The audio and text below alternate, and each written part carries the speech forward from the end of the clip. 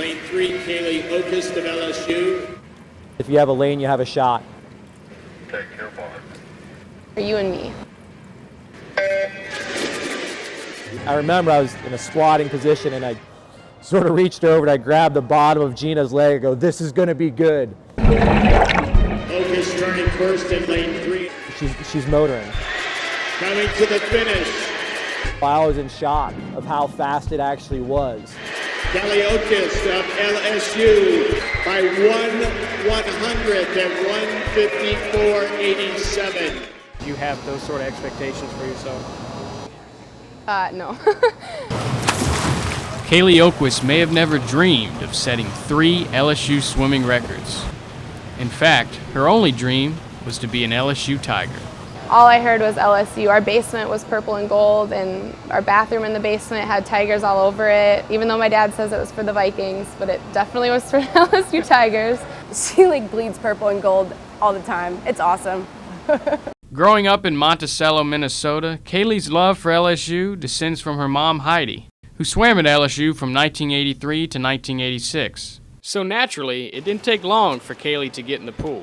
We connected the dots, and my mom made me swim, and I've been doing it ever since.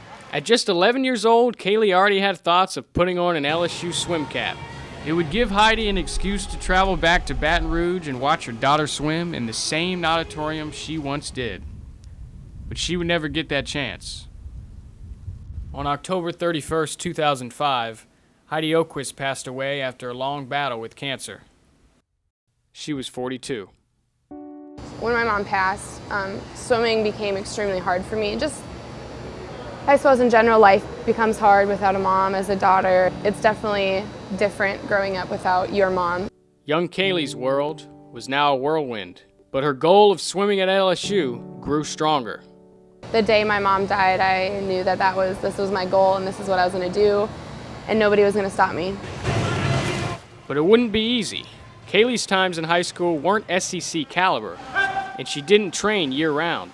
You can't just call Dave and say, hey, I would like to be a part of your team. From the swimming side of things, was just an age group swimmer who had no idea what she was getting ready to do, and maybe a little in over her head. Her recruitment package came in from her dad, and there's a DVD of her. You know, I popped it in the computer. The moment I saw her swim, this was a young lady that I wanted to be a part of this program because I knew the potential for her to be a great person for this sport was here.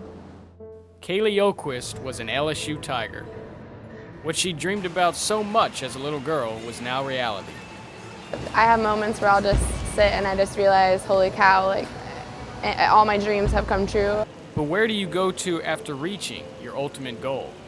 She had a rough few years, just making sure that she knew that she was coming to LSU because it was what she wanted and not just to follow in her mother's footsteps. And I think it was really important for her to find LSU in her own way. She certainly did that, setting LSU records in the 100 and 200-yard backstrokes, the same events her mom Heidi swam in. The last 3 years for her of things that her mother did here that she is now doing, and a lot of that touched her and right to the core. Her passing really inspired me to want to do all the things that she did and be as cool as she was, and she would be proud, and it's easier to do those things, and it's a huge impact when those things happen to know that you have someone smiling down on you. These days, Caley's list of goals just keeps getting longer. Her latest being to win gold at the NCAA Championships starting March 19th. Her dad, Mike, and stepmom, Cindy, will make the trip to Greensboro, North Carolina to cheer her on. And as always, Caley's mom, Heidi, will be with her. Before I swim, I do my stretch, and I just say in my head, you and me, Mom. I'm gonna need you. Every stroke of the way. Taylor Curet, Tiger TV.